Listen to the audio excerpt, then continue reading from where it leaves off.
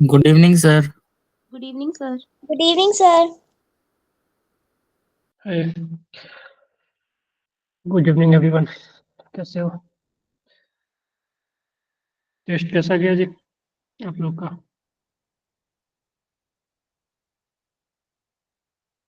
तो Yes, sir.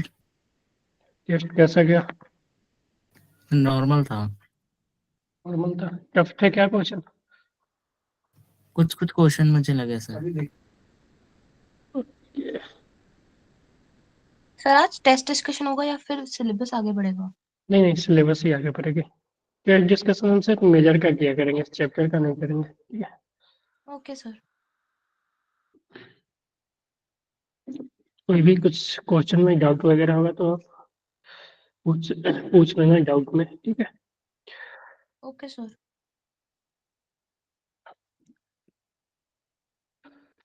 चलो यार।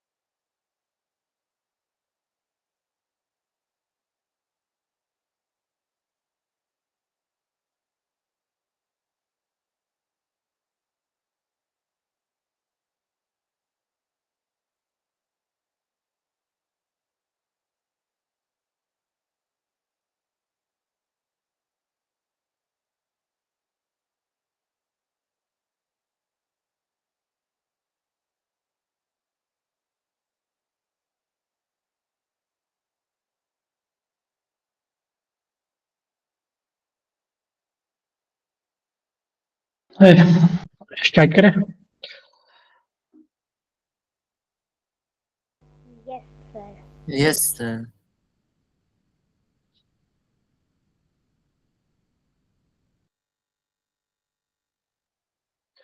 कब खत्म हुआ था आपका क्लास? अभी केमिस्ट्री था या? Yes sir. सर आज जल्दी खत्म हो गया था सर सर। जल्दी खत्म हो गया था 8 10 पे 15 पे शायद। अच्छा चलो।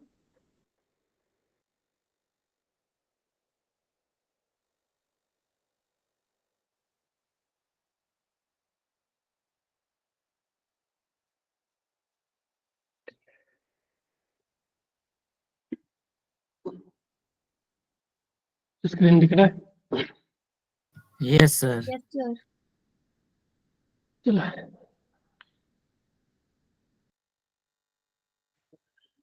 तो अपन ने काइनेटिक एनर्जी तक देख लिया था, है ना? तो पोटेंशियल एनर्जी करने से पहले थोड़ा सा हम फोर्स के बारे में देख लेते हैं, conservative and non conservative force. ठीक है, तो देखो दो तरह के फोर्स होते हैं, एक तो कंजर्वेटिव, दूसरा नॉन कंजर्वेटिव।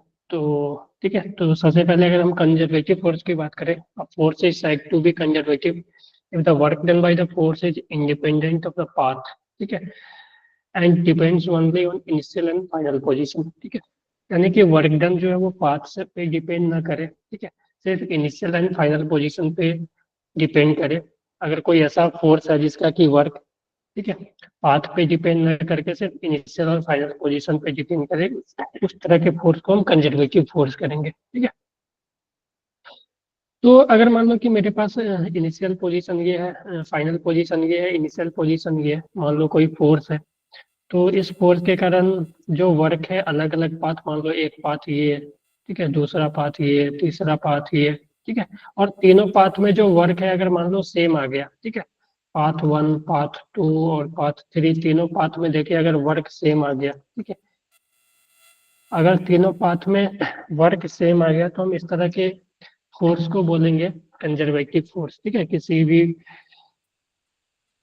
फोर्स के कारण अलग अलग पाथ से अगर वर्क निकाले, ठीक है, और इनिशियल फाइनल पोजीशन सेम होना चाहिए कि पार्टिकल इनिशियली कहाँ से कहाँ तक डिस्प्लेस हुआ, यहाँ से यहाँ पे आया, इनिशियल पोजीशन ये, फाइनल पोजीशन ये, ठीक है, तो वर्क किसी भी पाथ से ले जाओ, ठीक है, उस पाथ पे, ठीक है, लेकिन वर्क जो है तीनों में सेम आएगा, तो इस तरह के फोर्स को हम कंजर्वेटिव फोर्स बोलेंगे। ठीक है, जैसे कि ग्रेविटी का जो अपना वर्क, ग्रेविटी जो है वो कंजर्वेटिव फोर्स है, ठीक है, क्योंकि उस पर पाथ पे डिपेंड नहीं करता है, क्योंकि तुम यहाँ से देखोगे एक ब्लॉक को तुम यहाँ से स्लाइड करवा के यहाँ से यहाँ ले जाओ या यहाँ से डायरेक्ट यहाँ ले जाओ, ठीक है, दोनों केस में जो वर्क है mgh के इक्वल ही होगा, है ना, जो आपने कैलकुलेट किया था। ठीक है, यहाँ से तुम डायरेक्ट यहाँ ले जाओ या यहाँ से यहाँ ले जाओ, तो दोनों केस में तुम वर्क कैलकुलेट करोगे तो देखोगे कि वर्क जो है वो mgh के इक्वल ही आता होगा। ठीक है, इस पाथ से जाओ या इस पाथ से जाओ, ठीक है, तो वर्ग दोनों केस में mgh ही आएगा। ठीक है, तो इस तरह के फोर्स को हम कंजर्वेटिव फोर्स बोलेंगे। It does not depend on the nature of the path followed between the initial and final position, तो किस तरह के पाथ को फॉलो किया है उस पर डिपेंड ना करे। ठीक है, तो देख लो पाथ 1 पाथ 2 पाथ 3, तो इस तीनों में अगर W1 equal to W2 equal to W3 आ जाए तो जो फोर्स है वो फोर्स विल बी कंजर्वेटिव। ठीक है, then force will be conservative. ठीक है, तो इस तरह के फोर्स जो होंगे कंजर्वेटिव फोर्स होंगे। All essential force are conservative like gravitational force. ठीक है, जो कि आप लोग पढ़े हो इलेक्ट्रोस्टैटिक फोर्स, जो कि आप 12th में पढ़ोगे, इलास्टिक फोर्स 11th में ही आता है। All the restoring force due to spring, जो कि स्प्रिंग फोर्स आपने पढ़ा। ठीक है, ये इंटरमोलिकुलर फोर्स आप बाद में पढ़ोगे। ठीक है, तो ये सब फोर्स जो है वो ऑल सेंट्रल फोर्स क्या होता है वो भी हम देखेंगे। ये सब जो होते हैं वो कंजर्वेटिव नेचर के फोर्स होते हैं, ग्रेविटेशनल, इलेक्ट्रोस्टैटिक, इलास्टिक फोर्स। मान लो कि रबर को तुम इलोंगेट करते हो तो वो एक फोर्स लगाता है, उसको इलास्टिक फोर्स बोलते हैं। ठीक है, स्प्रिंग का जो फोर्स हो गया, ठीक है, ये सब फोर्स जो है वो कंजर्वेटिव फोर्स होते हैं। हाँ जी, आवाज वगैरह जा रही है ना? Yes sir. ठीक है, कुछ रिस्पॉन्स नहीं कर रहे हो आप लोग। ठीक है, तो अब आते हैं सेंट्रल फोर्स क्या होता है। तो देखो थोड़ा सा डेफिनेशन देख लो सेंट्रल फोर्स का। A force whose line of action always pass through a fixed point, ठीक है, which is known as centre of the force, the and whose magnitude depends only on distance from their point is known as central force, ठीक है। कि जैसे कि मान लो यहाँ पे सन है, यहाँ पे अर्थ है, इस दोनों में जो फोर्स ग्रेविटी का लगेगा वो जी m1 m2/r², और फोर्स जो हमेशा वो सेंटर के तरफ लगेगा। अगर मान लो अर्थ यहाँ आ गया तो फोर्स इधर लगेगा, अर्थ यहाँ आ गया तो फोर्स इधर लगेगा, अर्थ यहाँ आ गया तो फोर्स इधर। तो फोर्स जो है हमेशा ये सेंटर के तरफ लग रहा है जहाँ पे सन है, ठीक है। तो इस तरह के फोर्स को हम सेंट्रल फोर्स बोलेंगे, कि फोर्स एक फिक्स पॉइंट से हमेशा पास करेगी, ठीक है। तो कुछ line of action always pass through fix point, ठीक है, उस तरह के फोर्स को हम सेंट्रल फोर्स बोलेंगे। तो सेंट्रल फोर्स में तो एक ग्रेविटी का फोर्स आ जाता है, ठीक है। कूलम्बिक फोर्स आप इलेक्ट्रोस्टैटिक पढ़ोगे 12th में, तो वहां भी देखोगे कि जो कूलम्ब फोर्स है, ठीक है, इलेक्ट्रोस्टैटिक फोर्स, वो इस तरह का था, Q2/r², और वो भी हमेशा एक फिक्स पॉइंट से पास करेगा, ठीक है। तो ये सब जो फोर्स होते हैं, जो भी फोर्स वो फंक्शन इस तरह के, force equal to some constant upon r², R cap, ठीक है, एक फिक्स पॉइंट से पास करे, ठीक है। तो इस तरह के फोर्स को आर कैप क्या है, वो सेंटर के अलोंग है, ठीक है। तो उसको हम बोलेंगे सेंट्रल फोर्स, ठीक है। All central force are conservative force, जितना भी सेंट्रल फोर्स है, ठीक है, नेचर में जितना भी सेंट्रल फोर्स है, सभी जो फोर्स है वो कंजर्वेटिव होते हैं, ठीक है। सेंट्रल फोर्स और फंक्शन ऑफ पोजीशन वाले वो सिर्फ पोजीशन पे डिपेंड करते हैं। अगर मास वगैरह को सेम रख दें, कांस्टेंट कर दें, तो वो सिर्फ पोजीशन पे डिपेंड करते हैं। यहाँ तक क्लियर है तो बोलो। यस सर, यहाँ तक क्लियर है। यस ठीक है, तो ये हो गया, हमने कंजर्वेटिव फोर्स देख लिया, और फिर हमने सेंट्रल फोर्स। फिर आते हैं नॉन कंजर्वेटिव फोर्स पे। तो देखो non conservative force, force is said to be non conservative if work done by the force it moving a body depends upon the path between the initial and final position work done it. और देखो होता क्या है कि इसमें शायद नहीं लिखा हुआ है क्या, कि कंजर्वेटिव फोर्स में क्या होगा कि work done in close loop, ठीक है, यानी पार्टिकल को एक पॉइंट से दूसरे पॉइंट पे लाए और फिर वहीं पे ले आए। कि मान लो यहाँ से शुरू किए, ठीक है, ए से बी पे, तो ए से पहले बी पे आया, और फिर अगर तुम वही फोर्स बी से ए पे आएगा, तो एक क्लोज लूप में, ठीक है, जो वर्क होता है वो जीरो हो जाता है कंजर्वेटिव फोर्स का, ठीक है। तो work done by conservative force in close loop is zero, ठीक है। तो work done by conservative force,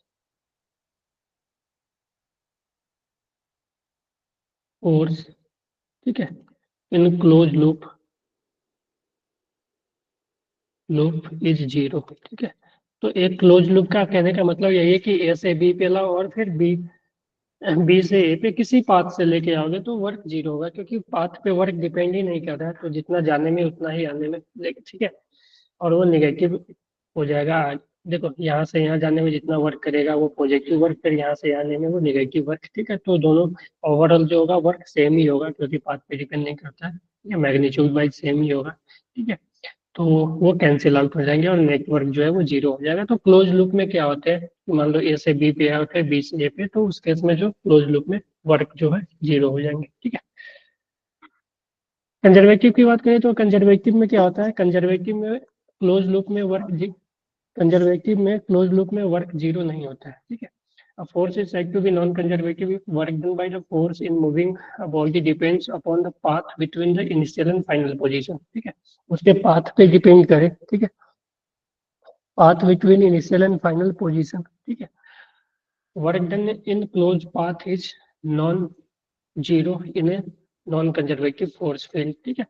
तो अगर मान लो ये इनिशियल पोजीशन है, बी फाइनल पोजीशन है, अगर हम तीन अलग अलग पाथ से गए, ठीक है, पाथ वन, ठीक है, मान लो पाथ टू और ये पाथ थ्री, तो इस केस में क्या होगा कि वर्क, जो पाथ वन का वर्क होगा वो इक्वल नहीं होगा पाथ टू का, यानी तीनों का वर्क जो होगा वो डिफरेंट रहेगा, ठीक है। क्लियर है ये? Yes sir. ठीक है, सर एक मिनट तो ये दोबारा सर। बोलो क्या हुआ। सर एक मिनट दोबारा सर, समझ नहीं आया सर। बोल रहा हूँ ना कि कंजर्वेटिव समझ आया। यस जी, सर, तो वो तो समझ आया। कंजर्वेटिव उसका क्या है, कंजर्वेटिव में होता है कि वर्क जो है वो पाथ पे डिपेंड करेगा, किस पाथ से गया। ठीक है, पाथ वन, अगर 1 से 2 से 3 अलग तीनों तीनों पाथ है अलग। ठीक है, तो 1 पे जो वर्क होगा 2 से जाने पे वर्क होगा, 3 से जाने पे वर्क होगा। ठीक है, तीनों से जो वर्क होगा वो अलग अलग वर्क आएंगे। ठीक है, सेम नहीं आएगा इस केस यस में। लेकिन कंजर्वेटिव में क्या होता था कि पाथ पे डिपेंड ही नहीं करता था, 1 से जाओ 2 से जाओ या 3 से लेकर जाओ। ठीक है, वो सेम ही आती थी। Yes sir. Okay, sir. ठीक है, sorry.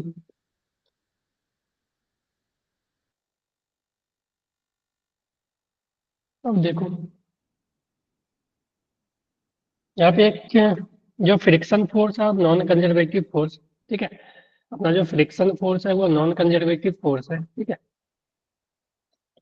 This is because the work done against friction depend on the length of path. ठीक है, जो फ्रिक्शन का जो वर्क होता है वो पाथ पे लेंथ पे डिपेंड करता है। कि मान लो कोई ए से बी पे ले गया कोई पार्टिकल को, ब्लॉक को कोई फोर्स लगा कर मान लो। ठीक है, कोई फोर्स है, और एक ऐसे ले गया। ठीक है, तो इस केस में जो वर्क होगा, मान लो इस केस में W1, इस केस में W2, तो वर्क को अगर देखा जाए तो वर्क वन में ज्यादा लगेगा, क्योंकि वन में इसका जो लेंथ होगा, जिस लेंथ से ले जा रहा है वो डिस्टेंस ज्यादा कवर करेगा एज कंपेयर टू टू। ठीक है, तो यहाँ पे हम बोल सकते हैं वर्क 1 और 2 का इक्वल नहीं होगा। जनरली वर्क जो है वो 1 का इक्वल होगा। ठीक है, क्योंकि वो पाथ ज्यादा कवर कर रहा है। ठीक है, तो फ्रिक्शन नॉन कंजर्वेटिव फोर्स होते हैं। This is because work done by friction depend on length of the path, यानी कि ये पाथ है जिसका लेंथ है उस पर डिपेंड करेगा along which body is move. ठीक है, it does not depend on initial and final position. इसमें भी देखो इनिशियल फाइनल पोजीशन तो दोनों का सेम है, लेकिन पाथ अलग अलग है, लेंथ ऑफ पाथ अलग अलग है, तो वर्क जो है वो अलग अलग आ जाएंगे। वर्क डन बाय फ्रिक्शन है, force in round trip is not zero. ठीक है, तो वर्क डन बाय फ्रिक्शन जो होंगे वो राउंड ट्रिप में जीरो नहीं होंगे। ठीक है, क्लियर है। Yes sir. Yes, sir. एक बार आप इसको देखो, 2 मिनट में आ रहा है। एक बार ये जो है ना difference, difference between conservative and non conservative, इसको आप थोड़ा सा देख लो 2 मिनट उसके।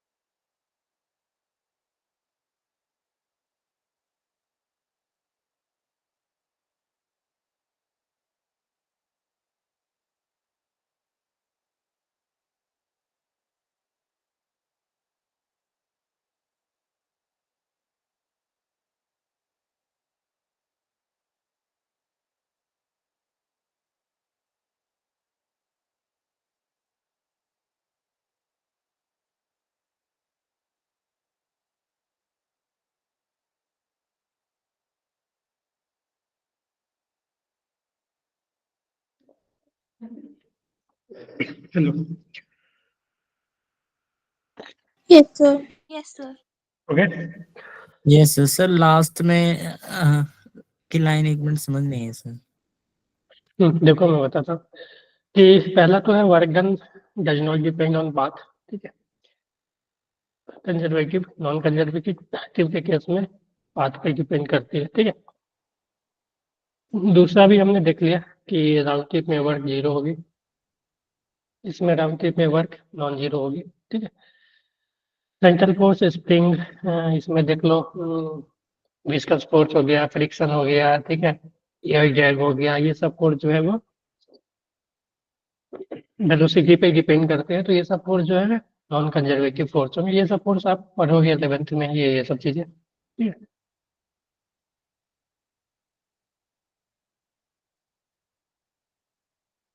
when conservative force act within a system, the kinetic energy and potential energy can change.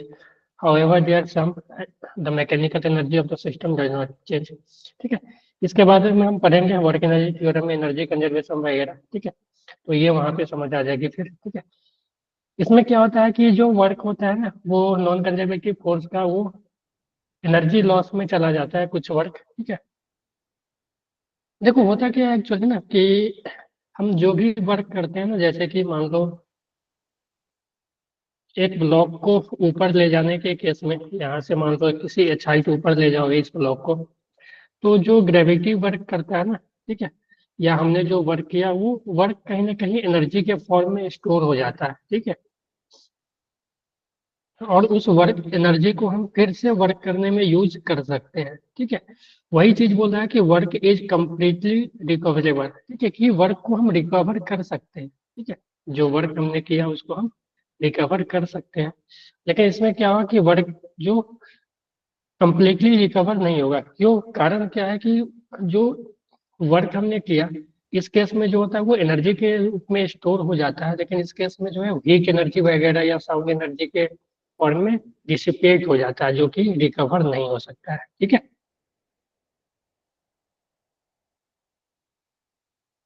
Okay. Okay hello. Sir. तो यस ये सर। चीज है। Yes, sir. तो ये जो चार पांच डिफरेंस है आप इसको याद रख सकते हो, इस पे डायरेक्ट क्वेश्चन वगैरह स्टेटमेंट वाले क्वेश्चन सब आ जाते हैं इसमें, ठीक है। तो अब हम पोटेंशियल एनर्जी की बात करें, तो देखो काइनेटिक हमने देखा, पोटेंशियल की अब बात करें तो the energy process by a body by virtue of its position और configuration in a conservative force field, ठीक है। देखो सबसे पहले तो ये देखो कि पोटेंशियल एनर्जी जो होता है वो सिर्फ कंजर्वेटिव फोर्स के लिए डिफाइन होता है। होता क्या है कि जो भी वर्क कंजर्वेटिव फोर्स करता है ना, जो भी वर्क कंजर्वेटिव फोर्स करता है वो वर्क क्या होता है, वो पोटेंशियल एनर्जी के फॉर्म में स्टोर हो जाते हैं, ठीक है। मैंने भी बोला अभी कि जो वर्क किया जाता है पिछले स्लाइड में कि वो स्टोर हो जाते हैं एनर्जी के फॉर्म में। तो वही है कि जो वर्क कंजर्वेटिव फोर्स करता है ना, वो वर्क जो होता है वो पोटेंशियल एनर्जी के फॉर्म में स्टोर हो जाते हैं। इसलिए जो पोटेंशियल एनर्जी है वो सिर्फ डिफाइन किए गए हैं कंजर्वेटिव फोर्स फील्ड के लिए, ठीक है।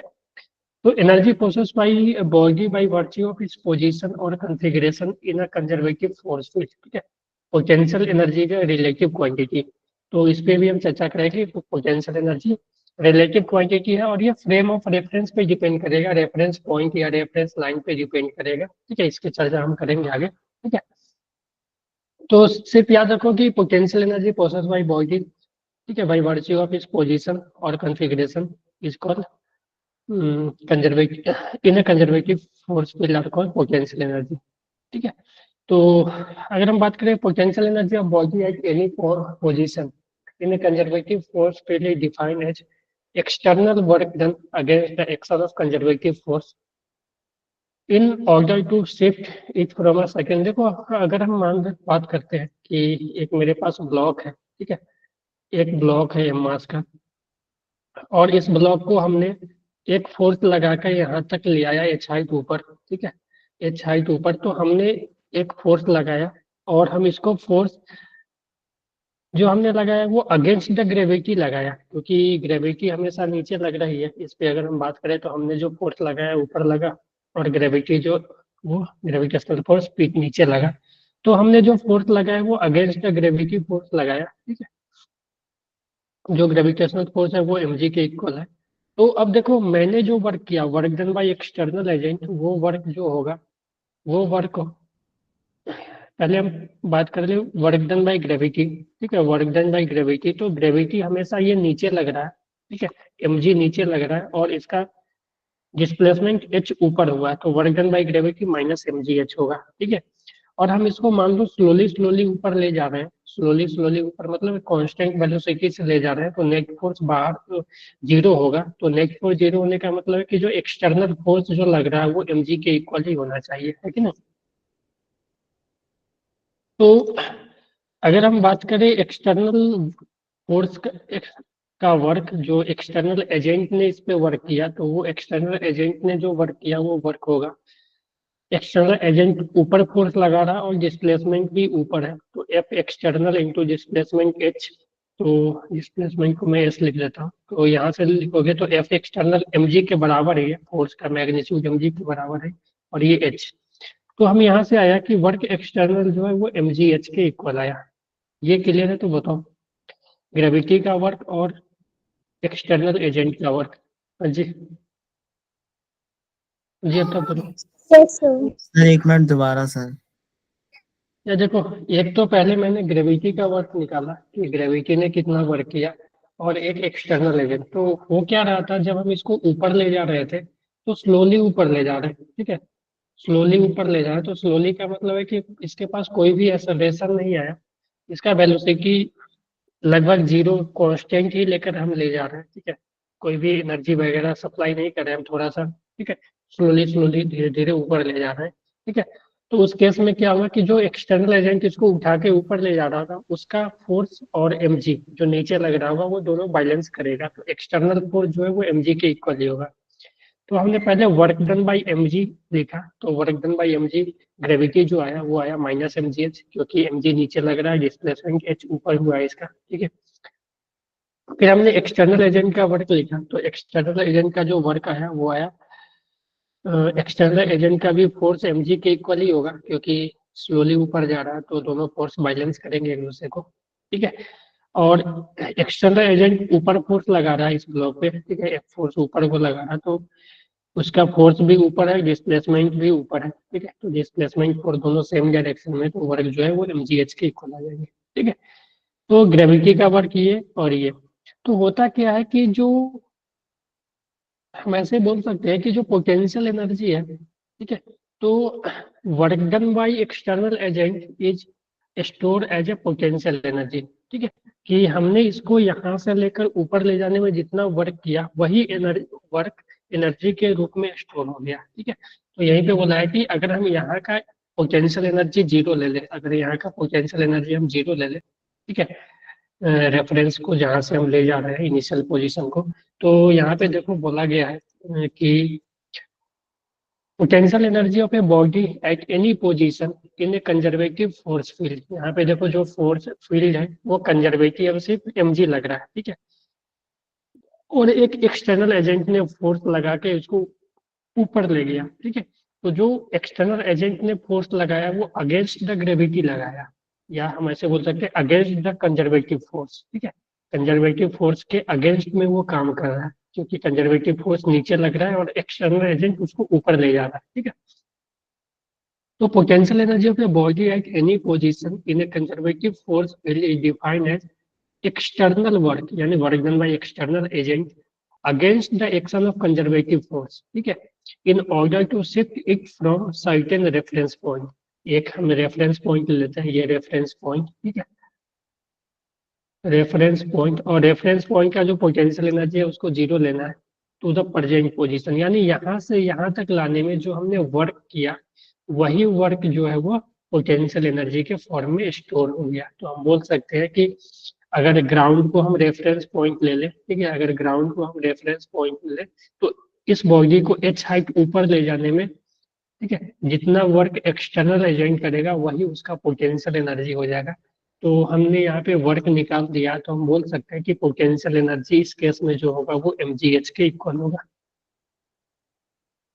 है कि नहीं?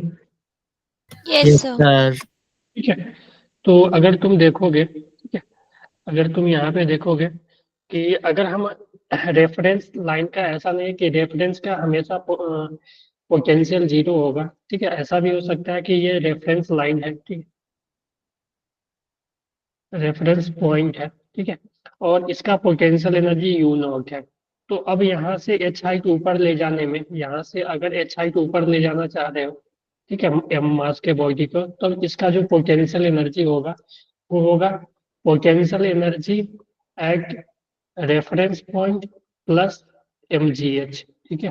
तो इसका जो पोटेंशियल एनर्जी होगा वो यू नॉट प्लस mgh होगा। हम जनरली क्या करते हैं ना, जनरली हम रेफरेंस लाइन के पोटेंशियल एनर्जी को जीरो कंसीडर करते हैं अगर क्वेश्चन में कुछ नहीं बोला है तो, ठीक है। अगर क्वेश्चन में 99% केस में जीरो ही लेकर चलेंगे, ठीक है।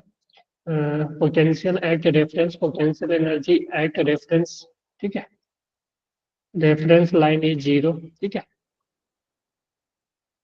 इज जनरली जीरो,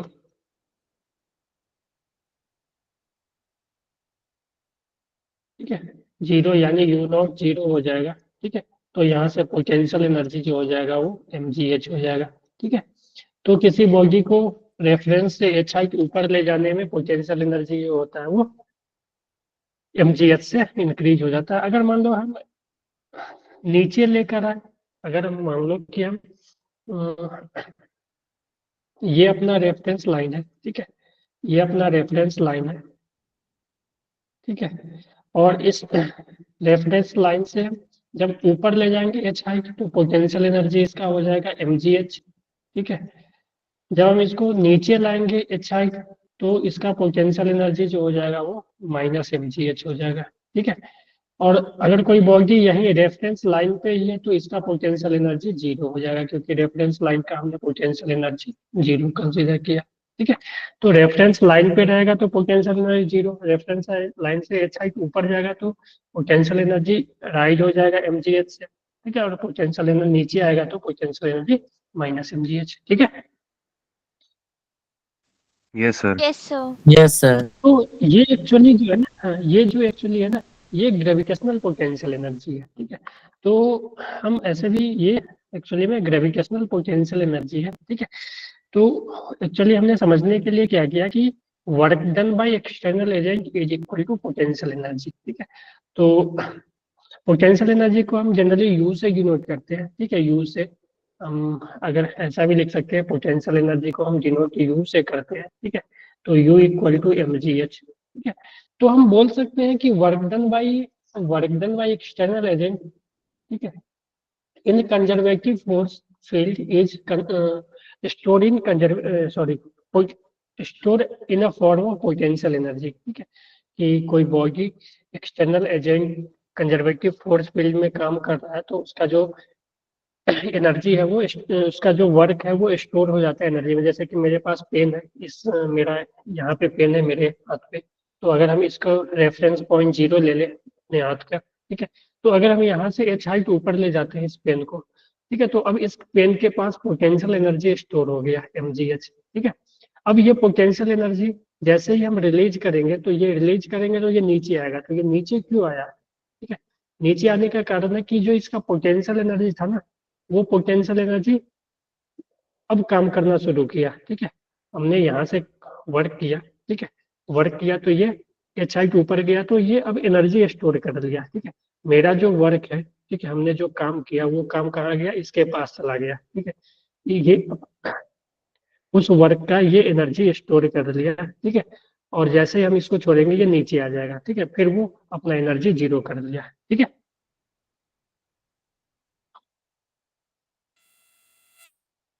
तो हम बोल सकते हैं कि work done by external agent, ठीक है, work done by external agent, ठीक है, is equal to potential energy, ठीक है। हाँ जी बोलो, या ऐसे बोलो change in potential energy delta you, ठीक है। यानी work done by external agent जो है वो चेंज इन पोटेंशियल एनर्जी के बराबर होगा, ठीक है। तो ऐसे भी लिख सकते हैं work done by external agent is equal to you final minus you initial. ठीक है हाँ जी, अब आप बोलो। सर मुझे ये पूछना था, मतलब वो जीरो कर लेता है लेकिन ग्रेविटेशन फोर्स भी तो खींचते हैं उसको, तो वो अपनी सारी एनर्जी को जीरो कर देगा क्या सर? जैसे ग्रेविटी भी तो काम करे उसके। हाँ बोलो। सर यार देखो, ग्रेविटी भी तो। ग्रेविटी की बात हो ना, तो उसी फील्ड में काम किया ना हमने इसको। ये अभी भी ग्रेविटी लग रही है इस पे। तो जो हमने यस। काम किया ना, ये तो खुद से ऊपर गया नहीं है ना। ये तो खुद से ऊपर तो गया नहीं। No sir. ये ऊपर ले जाने में किसने काम किया? हमने किया ना। नहीं। ठीक है, तो मेरा यस काम सर। कहाँ गया? इसके पास एनर्जी में स्टोर हुआ। Yes sir. ठीक है, तो ये तो work done by external agent जो है ना, वो change in kinetic energy, sorry potential energy के इक्वल होती है। ठीक है, तो आप इसको याद रख सकते हो, work done by external agent is equal to delta you. ठीक है, चेंज इन पोटेंशियल एनर्जी, इस पे Okay, बहुत सारे sir. क्वेश्चन भी बनते हैं। ठीक है, अब हम बोलते सकते हैं कि पोटेंशियल एनर्जी देखो, हमने यहाँ से क्या लिखा कि work done by external agent equal to MGH, और एमजीएच ही पोटेंशियल एनर्जी के इक्वल आ गया था। हम ऐसा भी लिख सकते हैं ना कि work done by conservative force, जो एमजी है यहाँ पे कंजर्वेटिव फोर्स है, work done by conservative force equal to minus of potential energy, change in potential energy. क्योंकि माइनस एमजी एमजीएच क्या है? पोटेंशियल एनर्जी का चेंज ना, अगर इनिशियल जीरो ले ले तो एमजीएच माइनस जीरो, यानी चेंज इन पोटेंशियल एनर्जी है ना। तो यही चीज यहाँ पे लिखा हुआ है कि work done by body in conservative force will equal to work done by conservative force in moving the body, यानी work done by conservative force. ठीक है, work done by conservative force is equal to minus of delta u. तो जो तो work done को अगर हम potential energy के टर्म में लिखें ना, तो कंजर्वेटिव फोर्स का work is equal to minus delta u, external agent का work is equal to delta you. ठीक है, तो हम work done by conservative force C F लिख देता हूँ is equal to minus delta you. ठीक है, और work done by external agent is equal to delta u. तो हम इसको फर्दर इस तरह से भी लिख सकते हैं, work done by conservative force equal to minus u final minus you initial. ठीक है, इसको इससे भी लिख सकते हो, work done by non conservative external agent is equal to you final minus you initial. ठीक है, Yes, sir. यहाँ पे बोला है at a certain reference position the potential energy of body is assumed to be zero. जी यहाँ तक clear है? Yes sir. Yes, sir. ठीक है, अटेंडेंस बहुत कम है आप लोग का। तो ये तो हमने देखा कि potential energy can be energy में बी पॉजिटिव, नेगेटिव और इवन जीरो। ठीक है, तो पोटेंशियल एनर्जी पॉजिटिव भी हो सकती है, नेगेटिव भी हो सकती है और जीरो भी हो सकती है। ठीक है, तो potential energy is positive if force field is repulsive in nature. ठीक है, आप ये सब चीजें आप आगे देखोगे ग्रेविटेशन वगैरह में पढ़ोगे तो। ठीक है, तो अभी याद रखो कि पोटेंशियल एनर्जी पॉजिटिव भी हो सकती है, नेगेटिव भी हो सकती है, जीरो भी हो सकती है। जीरो कब होगी? जब रेफरेंस पे लाइन पे होगी। नेगेटिव कब होगी? जब रेफरेंस लाइन के नीचे जाएगी। ठीक है, पॉजिटिव कब होगी? जब रेफरेंस लाइन के ऊपर होगी। और देखो रेफरेंस लाइन जो है ना, वो अपने ऊपर डिपेंड है। रेफरेंस लाइन हम खुद से डिसाइड कर सकते हैं। ठीक है, ऐसा नहीं है कि रेफरेंस लाइन फिक्स है, हम खुद से रेफरेंस लाइन डिसाइड कर सकते हैं। ओके, कि हमें रेफरेंस लाइन कहाँ पे लेना है, और जहाँ पे हमने रेफरेंस लाइन ले लिया वहाँ पे पोटेंशियल जीरो। किसी क्वेश्चन में अगर हम किसी पॉइंट को रेफरेंस, किसी लाइन को रेफरेंस ले लिए कि यहाँ पे हमने रेफरेंस बना लिया, यहाँ पे हम पोटेंशियल जीरो लेकर चलेंगे। ठीक है, तो फिर उस क्वेश्चन में हमेशा वही जो होगा जीरो होगा, उसी लाइन पे पोटेंशियल जीरो होगा, उसके ऊपर नीचे फिर हम चेंज नहीं करेंगे उस क्वेश्चन के लिए। ठीक है, तो किसी एक क्वेश्चन में आपने फिक्स कर लिया कि ये, तो उस पूरे क्वेश्चन को सॉल्व करने के टाइम आपका रेफरेंस लाइन वही रहेगा। ठीक है, potential energy is positive if force field is repulsive in nature, यानी अगर दो बॉडी के बीच फोर्स रिपल्सिव फोर्स है, ठीक है, तो उस केस में पोटेंशियल एनर्जी पॉजिटिव हो जाएगी। इस चीज को सिर्फ अभी याद रखो। और potential energy negative force field in attractive in nature, ठीक है। तो अगर पोटेंशियल एनर्जी की हम ग्राफ बना है, ठीक है, तो इस तरह का एक बनेगा, एक इधर, ठीक है। तो ये जो है वो पॉजिटिव शो कर रहा है प्लस, और ये है माइनस पोटेंशियल। पोटेंशियल एनर्जी को यू से डिनोट करते हैं, वो प्लस यू है और ये माइनस यू। तो ये जो है वो रिपल्सिव, ये जो है वो रिपल्सिव फोर्स को, सॉरी, रिपल्सिव फोर्स को इंडिकेट कर रहा है, और ये जो है एट्रैक्टिव फोर्स को, ठीक है। और ये जो है, ठीक है, तो potential energy as a function R. तो ये चीज सिर्फ अभी याद रख सकते हो आप। आपने तो अभी इलेक्ट्रोस्टैटिक या ग्रेविटेशन पढ़ा नहीं है, तो वहाँ पे ये सब चीजें काम आएगी, ठीक है। तो सिर्फ आप इसको ध्यान में रखना। हाँ जी। और एक ये दोनों, ये ये जो हम्म, जो फोर्स एक फील्ड ये, आपने बोला कि force field is attractive in nature या फिर रिपल्सिव इन नेचर, वो मुझे समझ नहीं आया। ये देखो, दो मास ग्रेविटेशनल फोर्स में क्या होते हैं, दोनों अट्रैक्ट करते हैं ना। तो इनका जो है यस सर। फोर्स है वो अट्रैक्टिव नेचर का है ना। अगर मान लो दो चार्ज ले ले, माइनस क्यू और प्लस क्यू, तो दो अपोजिट चार्ज रिपल्सन होता है ना दोनों के बीच। Yes sir.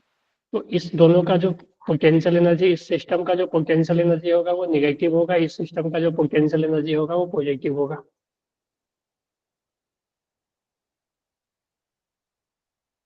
ठीक है। इसलिए मैंने बोला कि इसको तो आप अभी समझ नहीं सकते हो, क्योंकि ये चीजें ग्रेविटेशन में आएगी, ये इलेक्ट्रोस्टैटिक में आप 12th में पढ़ोगे। या दो अगर चार्ज ले तो प्लस क्यू, ये सॉरी बेटा, ये तो अट्रैक्ट करेंगे ना, ये प्लस प्लस ले लेते हैं ना, रिपल्सन, ठीक है। सर ये जो ओके सर। कॉन्सेप्ट है मतलब हम्म। अट्रैक्टिव और रिपल्सिव फोर्सेस का, ये इलेक्ट्रोस्टैटिक में सिर्फ हमें मिलेगा। ग्रेविटेशन में भी पढ़ोगे, ग्रेविटेशन में, क्योंकि वहां पे मास रहती है ना, तो ग्रेविटेशन में तो सिर्फ अट्रैक्शन होता है, ठीक है, क्योंकि यस सर, थैंक दो यू। मास पे भी सिर्फ अट्रैक्शन होता है। लेकिन जब हम इलेक्ट्रोस्टैटिक में पढ़ते हैं तो वहाँ चार्ज के बारे में पढ़ते हैं, और चार्ज दो तरह के होते हैं, पॉजिटिव नेगेटिव, ठीक है। Positive positive charge repulsion, negative negative repulsion. लेकिन पॉजिटिव नेगेटिव या नेगेटिव पॉजिटिव होगा तो वो अट्रैक्शन होगा, ठीक है। तो वहाँ पे दोनों तरह के पोटेंशियल एनर्जी के बारे में, पॉजिटिव पोटेंशियल एनर्जी भी होगा, नेगेटिव भी होगा, ठीक है। क्लियर है। तो इस दोनों को याद रखना आप। Yes. Work done by conservative force, work done by external agent, work done by delta U, work done by external agent, ठीक है। ग्रेविटेशनल पोटेंशियल एनर्जी कुछ नहीं है, जो है वो हमने ये कर ही लिया, ठीक है। हम यहाँ पे इसको हटा के ना, ये है ग्रेविटेशनल पोटेंशियल एनर्जी, यही है, ठीक है। यही है ग्रेविटेशनल पोटेंशियल एनर्जी, ठीक है,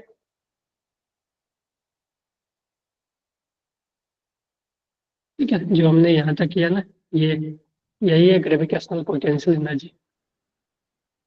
क्लियर है। Yes yes sir. सर। क्योंकि हमने जो वर्क निकाला अगेंस्ट द ग्रेविटी, जो अपना कंजर्वेटिव फोर्स यहाँ था, ग्रेविटी था ना, उसके अगेंस्ट में वर्क निकाला ना, तो वो हो गई, ठीक है। हम यहाँ पे स्प्रिंग पोटेंशियल एनर्जी की बात कर लेते हैं, ठीक है।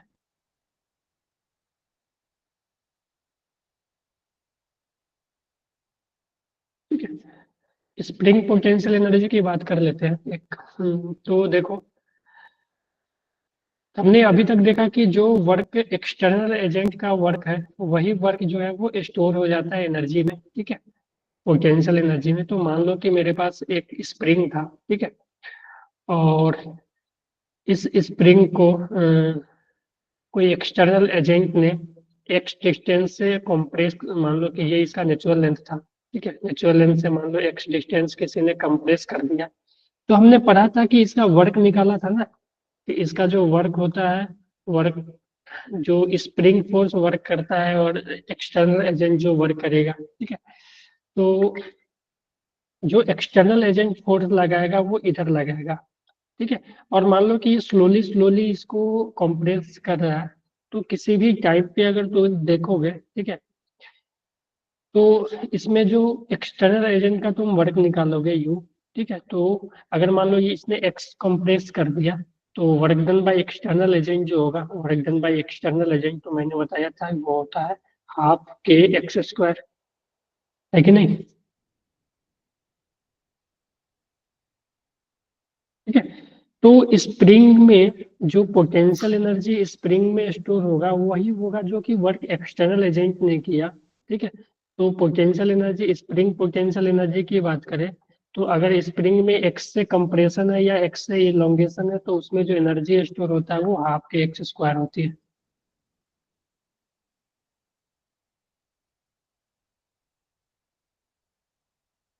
ठीक है, या तो कंप्रेशन है एक्स से या तो इलोंगेशन है एक्स से, तो उस हर एक केस में जो एनर्जी स्टोर होगी स्प्रिंग में, ठीक है, वो हाफ के एक्स स्क्वायर, के जो है स्प्रिंग कांस्टेंट है और एक्स जो है उसमें कितना का इलोंगेशन या कितना का एक्सटेंशन है, ये कंप्रेशन हुआ है। क्लियर है ये?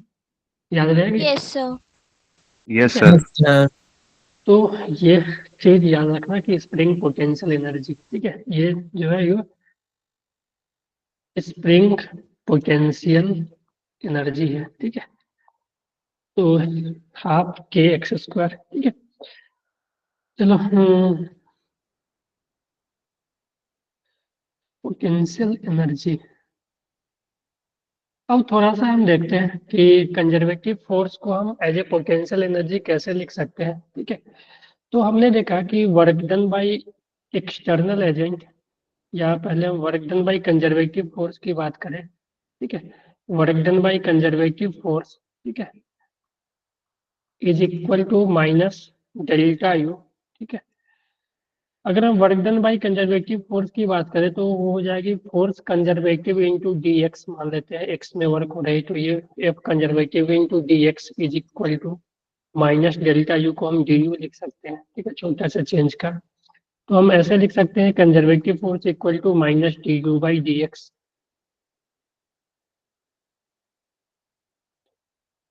तो देखो ये चीज हम कब यूज करेंगे, F conservative equal to minus D you by D X. ये minus D you by D X कुछ और नहीं, यू का डिफरेंशिएशन है एक्स के रिस्पेक्ट में, माइनस साइन एक लगा देना। तो अगर u as a function of time दिया हुआ है तो आप उससे फोर्स निकाल सकते हो, ठीक है। अगर पोटेंशियल एनर्जी, ठीक है, डिस्टेंस का फंक्शन है, ठीक है, तो आप फोर्स निकाल सकते हो, ठीक है। ये क्लियर है? Okay sir. ठीक है। तो इस पे भी Yes, sir, क्वेश्चन आते clear. हैं, ठीक है, इसमें भी क्वेश्चन आते हैं कि अगर मैं एग्जांपल दूं कि potential energy u is equal to minus 3x square plus 2x, find conservative force.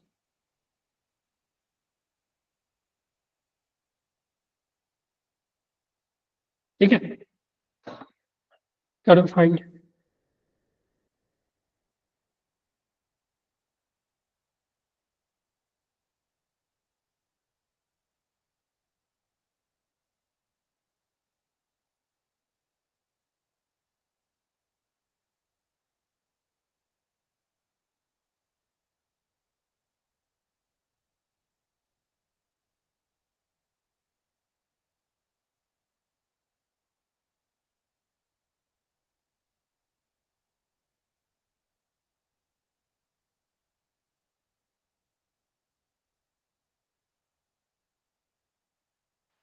Sir 6x minus 2। 6x-2, ठीक है। तो देखो पोटेंशियल एनर्जी फोर्स कंजर्वेटिव जो होते हैं वो minus D you by D x, ठीक है। तो इसको लिख सकते हैं माइनस, इसका डिफरेंशिएशन करोगे तो 6x 6x minus x, minus पहले से है तो माइनस 6x प्लस 2, तो ये आ जाएगी 6x माइनस 2, ठीक है। Yes yes sir. तो जो कंजर्वेटिव फोर्स आएगी वो आएगी 6x माइनस 2, ठीक है। और अगर इसमें आपसे एक चीज पूछ सकता है कि फाइंड इक्विलिब्रियम पोजीशन, ठीक है। दूसरा पूछ सकता है कि इन प्रीवियस क्वेश्चन इसमें कि फाइंड इक्विलिब्रियम पोजीशन, ठीक है। ऑल्सो फाइंड इक्विलिब्रियम पोजीशन, ठीक है। तो आपको पता होगा कि इक्विलिब्रियम पोजीशन वो होते हैं जहाँ की नेट फोर्स जीरो हो, ठीक है। तो F net zero put F zero करोगे, ठीक है, तो आपको इक्विलिब्रियम पोजीशन पता चल जाएगा। तो एफ का वैल्यू ये है, तो 6x-2 equal to zero put करो तो x इक्वल टू 1/3 आ जाएगा। तो x इक्वल टू 1/3 पे क्या होगा, बॉडी पे नेट फोर्स जीरो होगा, यानी बॉडी इक्विलिब्रियम में रहेगा, है कि नहीं? बोलो। Yes sir. Yes sir. Yes sir. ठीक है, इक्विलिब्रियम पोजीशन पे क्या होते हैं, फोर्स जीरो होते हैं, ठीक है। तो फोर्स जीरो करोगे तो वहां से इक्विलिब्रियम पोजीशन आ जाएगा, ठीक है। एक क्वेश्चन और देता हूँ कि potential energy of a conservative force is given as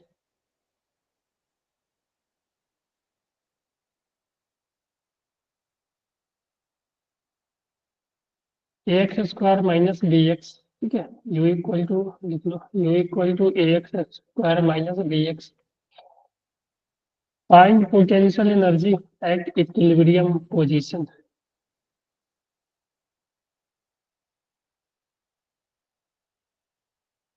ठीक है, तो इक्विलिब्रियम पे हमें पोटेंशियल एनर्जी चाहिए।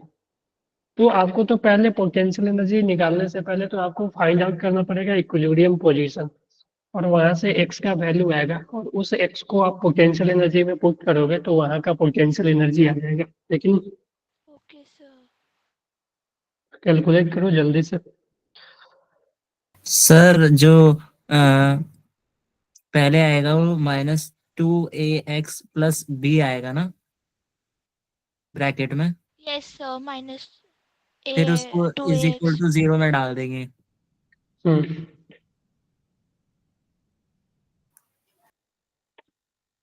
तो x की वैल्यू सर आ जाएगी माइनस का b अपॉन में, नहीं, पॉजिटिव b अपॉन में 2a, क्योंकि माइनस माइनस कैंसिल हो जाएंगे।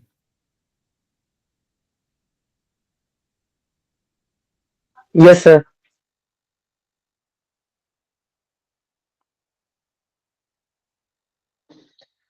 देखो मैं बोल सकता हूँ कि इसमें पोटेंशियल एनर्जी और conservative force is given by इतना। तो पहले तो हमें फोर्स निकालना पड़ेगा, force minus D you by D x, ठीक है। तो minus D you by D x इसको करोगे तो 2ax माइनस बी आ जाएगा। तो यहाँ से आ जाएगा -2x+b। तो यहाँ से जो x है वो, सॉरी, ये फोर्स आ गया, force is equal to -2ax+b। हमें इक्विलिब्रियम पोजीशन फाइंड आउट करना है, तो इक्विलिब्रियम पोजीशन पे क्या होगा, फोर्स जीरो होंगे, F equal to zero at equilibrium, ठीक है। तो जीरो पुट करोगे तो -2ax+b is equal to zero करोगे तो यहाँ से x जो आ जाएगा b/2 है कि नहीं? Yes sir. तो x का value minus b/2 b by आ टू गया। है। माइनस नहीं यार, माइनस नहीं आएगी, माइनस तो पहले से एक है ना। सर पॉजिटिव ही आएगी sir value. Yes sir, yes sir, positive. Positive आएगी। b/2 ही आएगी। तो हमें पोटेंशियल एनर्जी फाइंड आउट करना है जहाँ पे कि फोर इक्विलिब्रियम पोजीशन है, ठीक है। तो पोटेंशियल एनर्जी फंक्शन था ax² माइनस बी एक्स। तो हमें पोटेंशियल एनर्जी इस पॉइंट पे x equal to b/2 a पे फाइंड आउट करनी है। तो x के जगह पे आप पुट कर दो, तो a x के जगह पे b/2 है का स्क्वायर माइनस b, और x के जगह पे, ठीक है। इसको सॉल्व करोगे ना तो आपके पास वैल्यू आ जाएगी।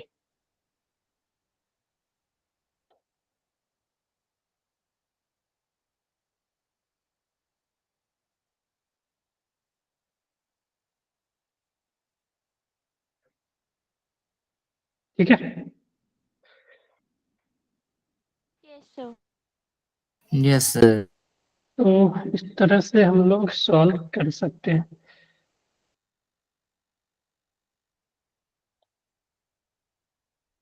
तो अगर हम बात करें एक दो और, एक मैं ले लेता हूँ इस तरह का, ध्यान देना इस क्वेश्चन में कि एक मेरे पास मान लो रॉड है, ठीक है।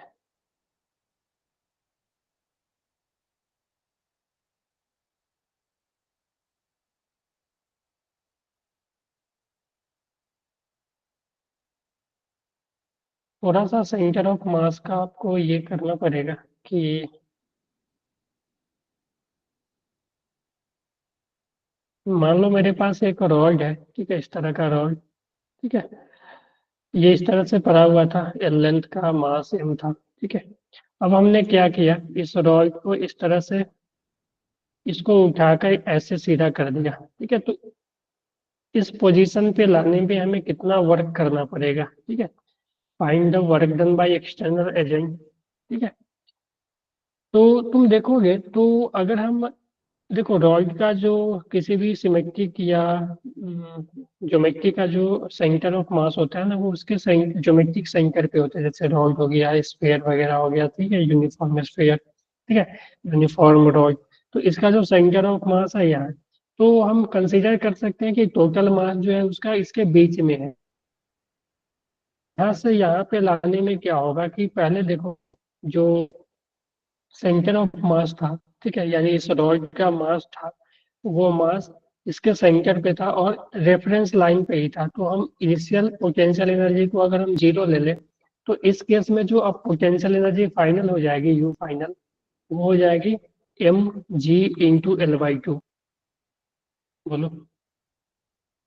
Yes sir. क्योंकि जो सेंटर ऑफ मास है वो L L by two height ऊपर चला गया, क्योंकि लेंथ एल था, तो एल बाई टू हाइट ऊपर चला गया, ठीक है, और मास एम था, ठीक है। तो सेंटर ऑफ मास यानी इसका पोटेंशियल एनर्जी जीरो से ये हो गया। तो work done by external agent हमें पता है कि work done by external agent होता है वो चेंज इन पोटेंशियल एनर्जी होता है। तो यहाँ पे जो एक्सटर्नल एजेंट ने वर्क किया, वो किया चेंज इन पोटेंशियल एनर्जी, कुछ और नहीं, u final minus you initial होगा। तो u final M G l by two minus zero, यानी कि जो एक्सटर्नल एजेंट का वर्क होगा वो होगा m ji into l by two, है कि नहीं? बोलो। सर आप एक बार यू फाइनल दोबारा बता सकते हो, एम देखो जी एल बेटा बाई क्या टू हुआ, कैसे आया? हाँ, क्योंकि देखो ये इस रॉड का, ठीक है, ये जो रॉड है इसका सेंटर ऑफ मास, ठीक है, यहाँ पे सेंटर ऑफ मास वो पॉइंट होते हैं जहाँ पे कि हम किसी भी एक्सटेंडेड बॉडी का टोटल मास एज्यूम कर सकते हैं, ठीक है। एक चैप्टर भी है सेंटर ऑफ मास, जो कि आपका सर्कुलर के बाद आएगा, ठीक है। तो सेंटर ऑफ मास ऐसे पोजीशन होते हैं, ठीक है, जहाँ पे कि हम उस बॉडी के, जैसे कि यहाँ पे मान लो कि मेरे पास पेन है, तो पेन का एक सेंटर ऑफ मास होगा जहाँ पे कि हम उसके हर एक मास को कंसीडर, पूरे मास को वहां पे कंसीडर कर सकते हैं और उसको हम एज ए पॉइंट मास मान सकते हैं, ठीक है। तो हम रॉड का centre of mass uniform rod के केस में क्या होता है, उसके सेंटर पे होते हैं, ज्योमेट्रिकल सेंटर पे, तो इसके बीचों बीच जो होंगे वहां पे होंगे, ठीक है। तो रॉड पहले इस तरह से रखा हुआ था, ठीक है, जमीन पे। तो अगर हम इसको रेफरेंस पॉइंट, हम इसकी इसी को जीरो ले लें, ठीक है, तो इस केस में जो सेंटर ऑफ मास होगा, ठीक है, वो रेफरेंस लाइन पे ही है। तो इनिशियल पोटेंशियल एनर्जी जीरो हो जाएगी, ठीक है। जब ये जब हमने इसको इस तरह से रख दिया, ठीक है, वर्टिकली ऐसे खड़ा कर दिया, ठीक है, तो अब क्या हुआ कि इसका जो सेंटर ऑफ मास था वो एल बाई टू डिस्टेंस ऊपर चला गया, यानी हम बोल सकते हैं कि ये मास एल बाई टू डिस्टेंस ऊपर चला गया, ठीक है। तो इसका जो पोटेंशियल एनर्जी है वो final potential energy m ji into L by two हो गया, है कि नहीं? तो इस पोजीशन से इस पोजीशन पे लाने में, ठीक है, जो पोटेंशियल एनर्जी का चेंज हुआ वही होगा एक्सटर्नल एजेंट का वर्क, ठीक है। इस पोजीशन से इस पोजीशन में लाने में जितना पोटेंशियल एनर्जी का चेंज हुआ वही होगा एक्सटर्नल एजेंट का वर्क। तो work done by external agent equal to change in potential energy, ठीक है, चेंज इन पोटेंशियल एनर्जी जो कि u final minus you initial M ji L by two minus zero. Clear है? Yes sir. ठीक है। Yes sir. हाँ, तो ये होगी। अगर मैं बात करूँ एक चेन का केस ले लो, ठीक है, मान लो एक इस तरह का, हाँ जी, एक मेरे पास, हाँ सर बाय द वे हम एक स्पेयर ले तो उसमें एक्सटर्नल जो वर्क डन होगा, जो मतलब एक्सटर्नल होगा वो जीरो होगा सर, जब हम क्यों? स्पेयर लेंगे। मतलब आपने अभी क्वेश्चन करवाया ना कि उसमें एल शिफ्ट हो जाएगा या उसको स्टेट कर देंगे। अगर हम स्फेयर ले या एक बॉल टाइप का ले तो उसमें क्या होगा सर? एक्सटर्नल बॉल को क्या करोगे आप? बॉल को तो आप लुढ़का सकते हो ना, उसको सीधा तो नहीं कर सकते ना, बॉल तो ऐसे ही रहेगा ना हमेशा। यस सर, यही पूछा था बॉल का मैं। सेंटर ऑफ मास तो हमेशा इधर ही रहेगा ना। यस सर, तो ठीक है, एक्सटर्नल फोर्स जीरो आप मान लो इधर लगा के इधर इसको इधर कर रहे हो ना, स्लाइड वगैरह कर रहे हो, तो वहां पे तो दूसरा वर्क आ जाएगा आपका फिर। ठीक है, आप ओके ऐसे सर। दोगे तो ये काइनेटिक एनर्जी इसको मिल जाएगा, ये मूव करना शुरू कर देगा, इसके पास काइनेटिक एनर्जी आ जाएगा। पोटेंशियल एनर्जी तो हमेशा हाइट यही रहेगा, तो पोटेंशियल एनर्जी में कोई चेंज आएगा ही नहीं। इसके पास काइनेटिक एनर्जी आ जाएगा, तो वो दूसरे फॉर्म में एनर्जी स्टोर हो जाएंगे वो। ठीक है, ओके सर। तो मेरे पास मान लो कि एक चैन था। ठीक है, इस चैन का लेंथ एल था। ठीक है, इस चैन का लेंथ एल था। अगर मैं ऐसा बात करूं कि ये चैन इस तरह से था।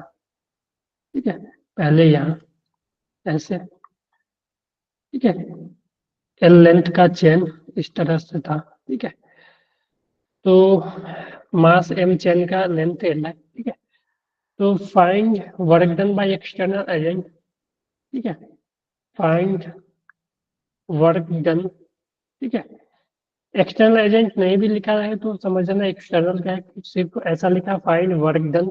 ठीक है, by work done in in pulling the chain on table. यानी इस चेन को हमें टेबल पे ले जाना है। ठीक है, तो उसमें हमें वर्क कितना करना पड़ेगा? तो सबसे पहले तुम देख लो, अगर इस चेन का जो सेंटर ऑफ मास है वो कहीं बीच में लाई करेगा, जो कि यहाँ से L/2 डिस्टेंस पे होगा। ठीक है, तो अगर हम इसी को रेफरेंस पॉइंट ले लें, तो इसी को अगर हम रेफरेंस लाइन ले लें। ठीक है, तो अभी तुम देखोगे कि इनिशियल चेन का पोटेंशियल एनर्जी 0 है, और जब चेन को तुम फाइनली ऊपर लेकर चले जाओगे। ठीक है, तो चेन को तुम जब फाइनली ऊपर लेके जाओगे तो सेंटर ऑफ मास जो इसका है ये यहाँ आ जाएगा। यानी जो सेंटर ऑफ मास है वो L/2 हाइट ऊपर चला गया। ठीक है, यानी यू इनिशियल 0 और यू फाइनल जो हो गया वो mg/L/2 है कि नहीं? Yes sir. Yes, sir. तो वर्क डन जो हो जाएगी, वो you final minus you initial. ठीक है, तो वर्क डन जो आएगी वो mg/2 माइनस 0, जो कि mg/2 आ जाएगी। ठीक है, यस सर। है कि नहीं? Yes, sir. अगर मैं हाँ, तो अगर मैं एक और क्वेश्चन इसमें देखूं। ठीक है, कि मान लो कि चेन आधा नीचे लटका हुआ है और आधा ऊपर है। ठीक है, तो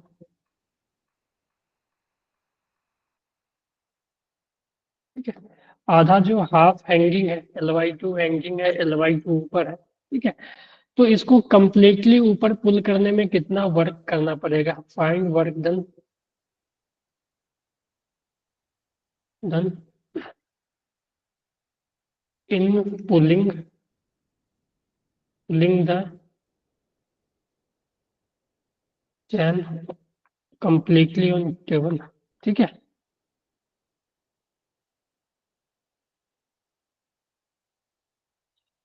तो यहाँ पे आप एक चीज ध्यान दोगे कि जब ये L/2 नीचे है, L/2 ऊपर है, तो अगर हम रेफरेंस लाइन हम ऊपर ही ले लें। ठीक है, मान लो रेफरेंस लाइन हम यहीं ले लेते हैं, यहीं इसी को ले लो। ठीक है, तो आधा चेन नीचे है। मास अगर चेन का m ले ले, मास चेन का m ले ले, तो हम बोल सकते हैं ना कि m/2 मास, यानी m/2 मास नीचे है या m/2 मास ऊपर है। ठीक है, तो अगर हम इसी को रेफरेंस ले लें तो हम इनिशियल एनर्जी इसका, तो इस मास का जो नीचे है m/2 उसका तो 0 हो जाएगा। जो ऊपर है उसका सिर्फ पोटेंशियल एनर्जी आएगा, वो आएगा m/2 इंटू जी इंटू जो हाइट है वो L/2 है। सॉरी, हाइट जो होगी ना, ये अगर ये पूरा L/2 है तो यहाँ से यहाँ तक हाइट जो होगी वो L/4 होगी ना। Yes sir. यस तो सर। इनिशियल एनर्जी ये आ जाएगी। जब चेन कंप्लीटली ऊपर चला जाएगा, अब देखो हमने रेफरेंस यहीं से कर रखा है, तो इस क्वेश्चन में रेफरेंस हमेशा यही रहेगा। जब चेन कंप्लीटली ऊपर चला जाएगा तो इसका टोटल मास तो अब ऊपर चला गया ना। तो टोटल एम मास इसका ऊपर चला गया, ठीक है, टोटल जो जितना का जितना एम मास था वो सब ऊपर चला गया। तो अब जो जो इसका है वो L/4 से ऊपर चला गया, ठीक है। तो यू फाइनल जो हो जाएगी वो पूरा टोटल मास एम जी इंटू L/4। बोलो। तो देखो हमने रेफरेंस चेंज नहीं किया, रेफरेंस जो पहले से किया था वही अभी भी है। तुम रेफरेंस यहाँ पे भी ले सकते हो, ठीक है, टेबल को भी रेफरेंस ले सकते हो, ठीक है। तो अब जो वर्क करना पड़ेगा, ठीक है, वर्क जो होगा, वर्क वो होगा u final minus you initial. तो u final M G into L/4 minus M/2 into G into L/4। तो ये जो है एक्चुअली आ जाएगा एम जी L/4 कॉमन 1 - 1/2 यानी हाफ एम जी L/4 यानी 1/8 mgl, ठीक है।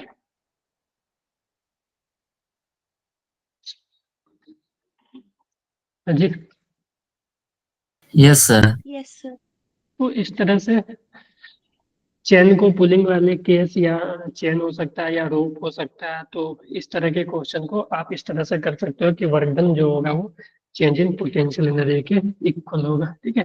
एक्सटर्नल एजेंट का वर्क होगा u final minus you initial. कभी कभी क्वेश्चन में आपसे कंजर्वेटिव फोर्स का वर्क पूछ सकता है। तो कंजर्वेटिव फोर्स का जो वर्क होता है ना, हमने लिखा था ना, वर्क एक्सटर्नल जो होता है वो होता है you final minus you initial, और वर्क कंजर्वेटिव जो होता है वो माइनस, ऐसे भी लिख सकते हैं ना, डेल्टा यू, यानी कि u final minus you initial. हम इसको ऐसे लिख सकते हैं वर्क कंजर्वेटिव डेल्टा यू, यानी कि minus of you final minus you initial.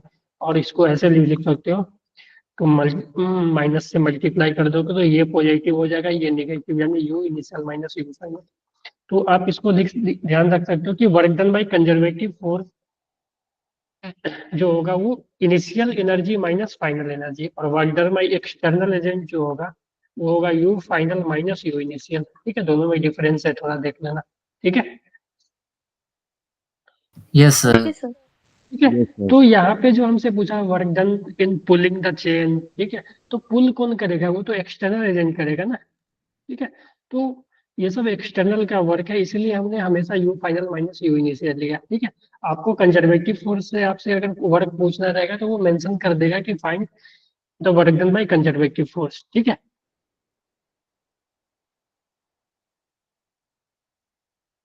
हाँ जी। Hello. Yes, sir. Yes sir. Clear है ये? Yes sir. ज्यादा तो नहीं हुआ ना आज? बोलो, समझ आ रहा है ना? आगे बढ़ाए या छोड़ दे आज? यस। हाँ जी, आगे चले। हेलो। Yes sir. आगे करें, Yes, क्योंकि sir. क्योंकि अपना सर। दूसरा टॉपिक। हाँ जी, बोलो। Yes sir. चलो,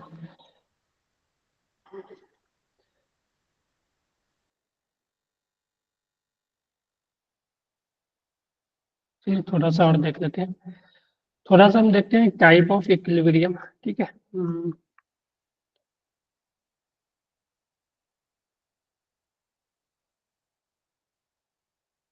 तो अगर हम टाइप ऑफ इक्विलिब्रियम की बात करें, ठीक है, तो देखो पहले तो इक्विलिब्रियम देखते हैं कि इक्विलिब्रियम पे क्या होता है। In at equilibrium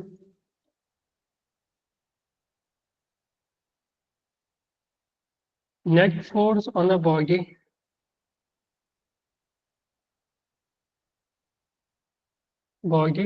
will be zero.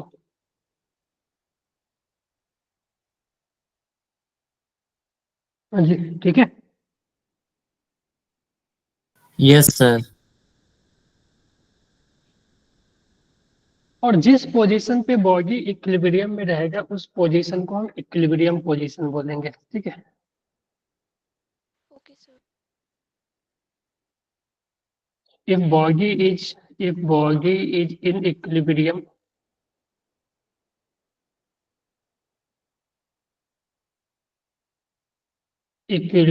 at any position, then that position is known as equilibrium position.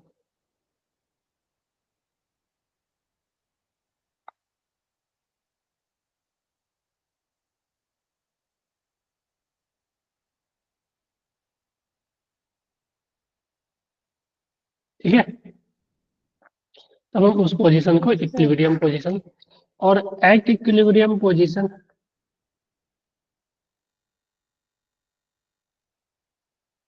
F net on a body should be 0। ठीक है, और अगर सिर्फ कंजर्वेटिव फोर्स बॉडी पे लग रहा है तो हम बोल सकते हैं कि बॉडी का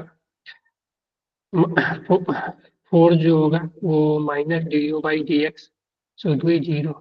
तो ये कंडीशन है इक्विलिब्रियम होने का। तो इक्विलिब्रियम कंडीशन, इक्विलिब्रियम का तो पहला कंडीशन है कि फोर्स 0 होना चाहिए। अगर फोर्स 0 नहीं होगा तो बॉडी इक्विलिब्रियम पे ही नहीं रहेगा। ठीक है, तो हम चर्चा ही नहीं करेंगे कि वो किस टाइप का इक्विलिब्रियम है। ठीक है, होता क्या है ना कि बॉडी, देखो कोई भी चीज ना अपना पोटेंशियल एनर्जी को मिनिमम करना चाहता है। ठीक है, तो जितना कम पोटेंशियल एनर्जी रहेगा किसी भी चीज का, ठीक है, उसका इक्विलिब्रियम होने का चांस उतना ज्यादा है। ठीक है, कि अगर हम मान लो कि पोटेंशियल एनर्जी का कर्व बनाए, ठीक है, पोटेंशियल एनर्जी और पोजीशन का कर्व बनाए, ठीक है,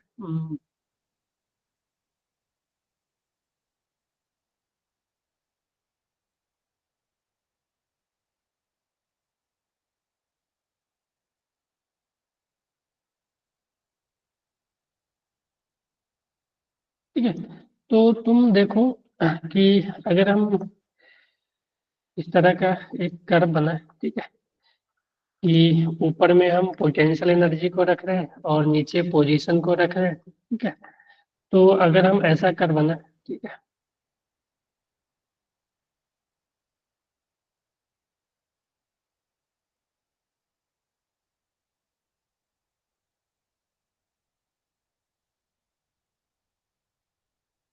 ठीक है, इस तरह का अगर हम कर्व बनाए तो देख सकते हो तुम कि पोटेंशियल एनर्जी वर्सेस पोजीशन का कर्व है ये। ठीक है, या तुम्हें देखो ये एक्स के जगह पे आर भी रह सकता है, d you by d r, की अगर potential energy function of position r है, ठीक है, तो d you by d r equal to 0। तो हमने यहाँ पे लिखा है कि minus D you by d r is equal to 0, और ये d you by d r कुछ और नहीं, ये यू और आर का स्लोप है। ठीक है, ये d you by d r जो है वो slope of u r curve. ठीक है, slope of u r curve. ठीक है, तो इस कर्व का स्लोप, और जहाँ पे स्लोप 0 होगा वहां पे फोर्स 0 होगी। ठीक है, जहाँ पे स्लोप 0 होगी वहां पे फोर्स 0 होगी, यानी कि वहां पे पार्टिकल जो है वो इक्विलिब्रियम में होगा। तो अब तुम देखोगे कि यहाँ पे स्लोप 0 है, यहाँ पे स्लोप 0 है, यानी ये पोजीशन और ये पोजीशन जो है वो इक्विलिब्रियम का पोजीशन है। यहाँ पे स्लोप 0, स्लोप 0 होने का मतलब फोर्स 0। ठीक है, d you by d r slope है और यही फोर्स के इक्वल है। ठीक है, हम ऐसे लिख देता हूँ क्लियर कि F equal to minus D you by d r. ठीक है, और minus D you by d r should be 0। ठीक है, इक्विलिब्रियम पोजीशन। ठीक है, शुड बी 0 मतलब स्लोप 0। ठीक है, यहाँ पे minus D you by d are क्या है, हम यहीं पे लिख देते हैं कि माइनस जो d you by d r जो है ना, d you by d r slope of u r curve. ठीक है, तो यू आर कर्व का स्लोप है, और एफ इक्वल टू 0 होने का मतलब क्या हुआ कि D you by d r 0 है, minus D you by d r 0 है, यानी कि स्लोप 0 है। ठीक है, बोलो, तो minus D you by d r 0 है, यानी कि स्लोप जो है, स्लोप इम्प्लाइज स्लोप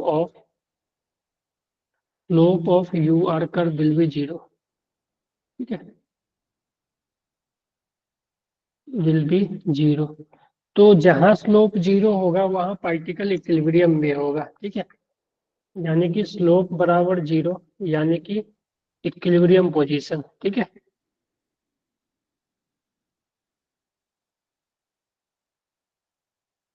तो at equilibrium position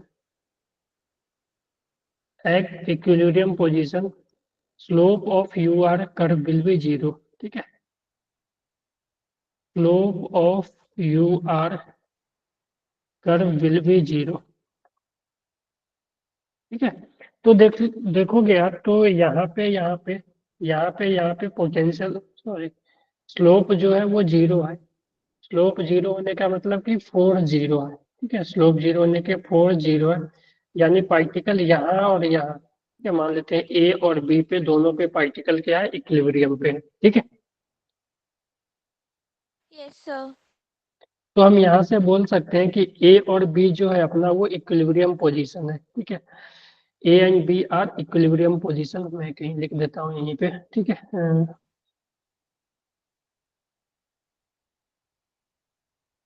A and B are equilibrium position. ठीक है, तो अगर हम यू आर का कर्व दें, ठीक है, और आपसे पूछा जाए कि इक्विलिब्रियम पोजीशन कौन कौन है, ठीक है,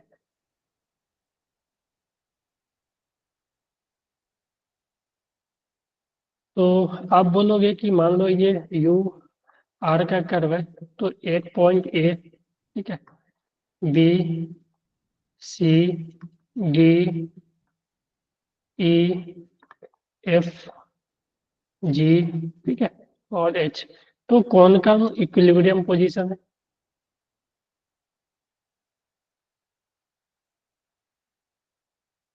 हाँ जी,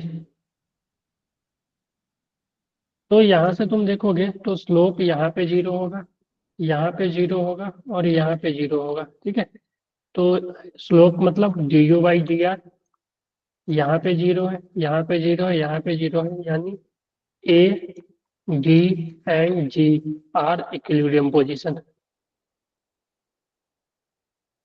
हाँ जी, यस सर। Yes sir. ठीक है, यहाँ तक क्लियर है। Yes sir. यस तो सर। अब हमें ये कि अब हमें देखना है कि ए, डी और जी ये तीनों इक्विलिब्रियम पोजीशन है, तो इसमें डिफरेंस क्या है, ए में, डी में, जी में, कुछ ना कुछ तो डिफरेंस होगा इस तीनों में। ठीक है, तो उसी को हम देखेंगे कि टाइप ऑफ इक्विलिब्रियम में। ठीक है, 3 टाइप का इक्विलिब्रियम होते हैं, एक तो स्टेबल, एक अनस्टेबल और एक न्यूट्रल इक्विलिब्रियम। ठीक है, तो अगले क्लास में हम यही तीनों की चर्चा करेंगे, स्टेबल, न्यूट्रल और अनस्टेबल इक्विलिब्रियम। ठीक है, ओके तो सर। देखो यार, आज का क्लास ना थोड़ा सा कॉन्सेप्चुअल है। ठीक है, तो इसको आप लोग ना एक बार अच्छे से खुद से देख लेना एक बार। ठीक है, इसको ऐसे नहीं छोड़ना, एक बार और इसको थोड़ा सा देखना। ठीक है, जो भी हमने आज थ्योरी वगैरह पढ़ा ना, उसको एक बार खुद से लिख कर, ठीक है, नोटबुक में लिखना, और उसको फिर से एनालाइज करना कि क्या क्या चीजें हुई है। ठीक है, क्योंकि आज का जो है वो कॉन्सेप्चुअल ज्यादा था। ठीक है, ऐसे ही छोड़ दोगे तो फिर चीजें भूल जाओगे आप। ठीक है, ओके सर। समझ गए? तो एक बार इस चीजों को अच्छे से ध्यान से देखना, पढ़ना। ठीक है, फोर्स, पोटेंशियल एनर्जी, वर्क वगैरह, इस पे बहुत सारे क्वेश्चन बनते हैं। Okay, okay sir. चलो, किसी को कुछ पूछना है? No sir. No sir. चलो, तो ठीक है, तो मिलते हैं कल अगले क्लास में। Okay sir. Thank you sir, bye. Bye okay sir. Sir. चलो, ठीक है, bye bye sir, good bye, night. Good night, good night everyone, bye.